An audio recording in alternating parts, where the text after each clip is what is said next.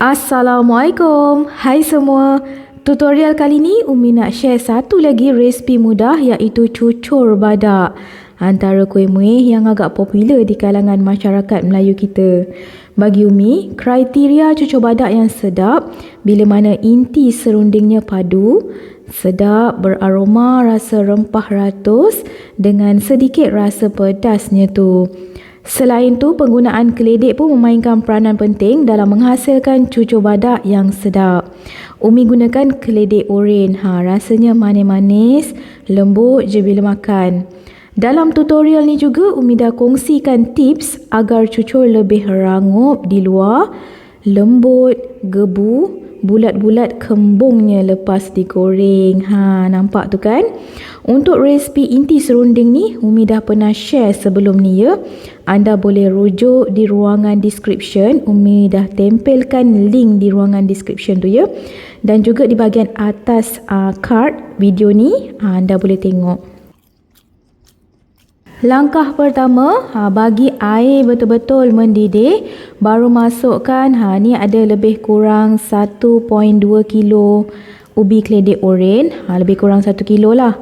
Kupas, bersihkan, potong sederhana kecil supaya cepat keledeknya empuk. Bila masukkan dalam air panas yang didih ni, cepat je keledek-keledek tadi empuk. Tengok tu warnanya dah bertukar oren kegelapan sikit dan berkilat. Okey, boleh cuba cek ya, cucuk-cucuk sikit pakai pisau. Kalau mudah dicucuk dan lembut, maknanya keledek dah betul-betul empuk. Angkat dan toskan di penapis, bagi lebihan air rebusan tu ditos sepenuhnya.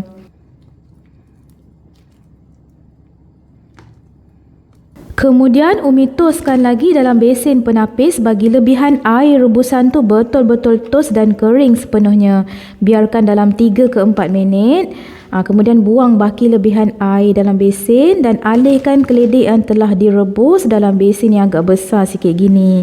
Lecek-lecekkan keledek tu, bagi lumat dan hancur sepenuhnya. Waktu masih panas-panas lagi tu, terus lecekkan sebab keledek tu masih lembut ya. Umi gunakan burger press tu je, bagi senang hancur lumat. Keledek dah nampak lumat gini, gaul-gaul sikit sebatikan. Kemudian masukkan 2 sudu kecil baking powder, garam secukup rasa. Garam tu dalam 1 sudu kecil gitu. Untuk dapatkan cucur yang super rangup, tambahkan 1 sudu besar margarin. Ini Umi gunakan margarin pelangi. Kemudian masukkanlah dalam 270 gram tepung gandum. Umi masuk peringkat by peringkat ya. Gaul sebatikan dahulu, bagi ubi keledeknya agak keras sedikit. Kemudian sambung boleh uli pakai tangan.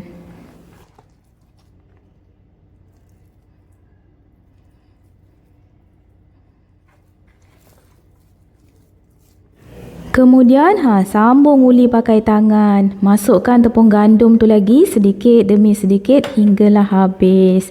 Hinggalah capai konsistensi yang anda mahukan.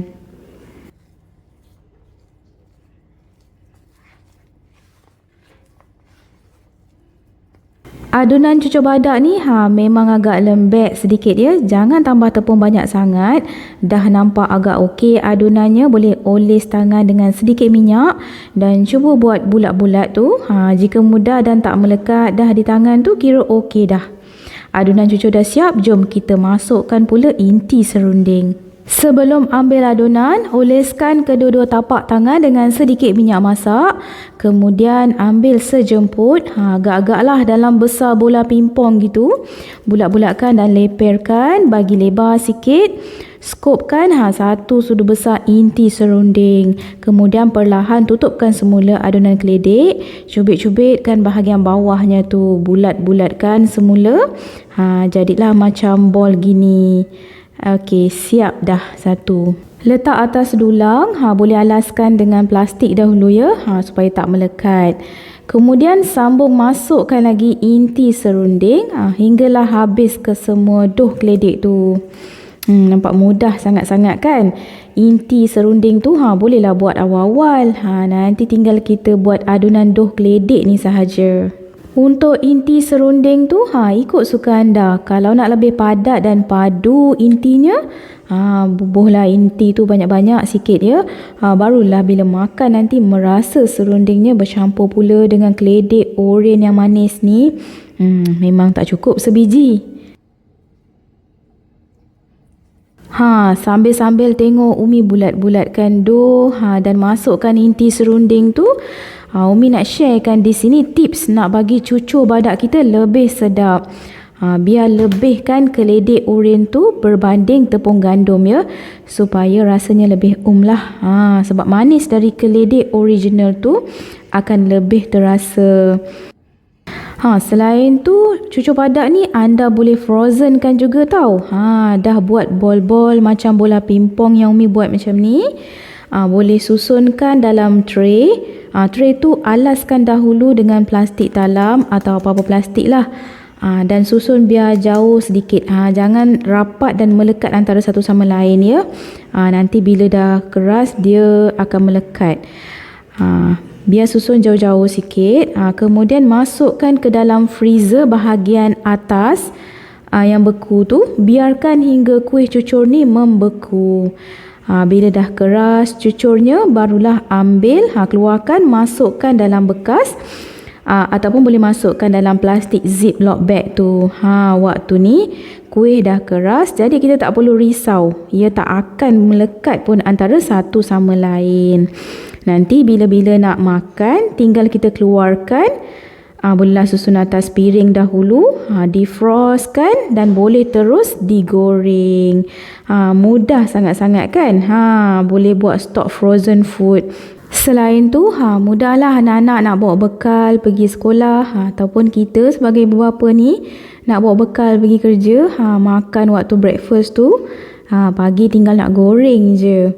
Okey, Umi nak sharekan sikit lagi ya. Umi lupa nak ceritakan tentang fungsi baking powder dalam adunan dough ni. Fungsinya adalah untuk menggebukan cucur badak kita masa digoreng nanti. Inilah hasil cucur badak kita lepas masukkan inti serunding tadi. Jom kita mula menggoreng. Sebelum tu, pastikan minyak dah betul-betul panas. Api biar perlahan je. Masukkan kuih cucur badak. Masukkanlah agak-agak. Jangan letak sekali banyak. Nanti susah nak balik-balikkan bila cucur ni mengembang. Sesekali tu, kena rajin balik-balikkan supaya dough keledek masak sempurna di bahagian dalam. Gorenglah biar lama sikit ya. Hinggalah kulit cucur tu betul-betul oren keperangan. Barulah hasil cucur kita nanti ekstra rangup. Lagi pula, tadi kita ada tambahkan margarine dalam dough keledek tu kan. Untuk membantu rangupkan kulit cucur ni. Cucur badak dah nampak oren keperangan gini. Bolehlah angkat dan toskan di penapis dahulu ya. Bagi lebihan minyak tu ditos sepenuhnya. Maka dengan ni siaplah cucur badak by Umi. Sangat-sangat mudah. Hasilnya rangup di luar, tekstur lembut di dalam. Gebu sangat ya bila add on baking powder tu. Bentuk cucur badak pun bulat-bulat, kembung gitu. Cantik je hasilnya. Jom cuba. Banyak lagi resipi-resipi menarik menanti anda hanya di channel Umi Atiyah Atif Kitchen. Jadi jangan lupa subscribe, like, share dan tekan bel untuk dapatkan notification video seterusnya dari Umi. Assalamualaikum. Bye.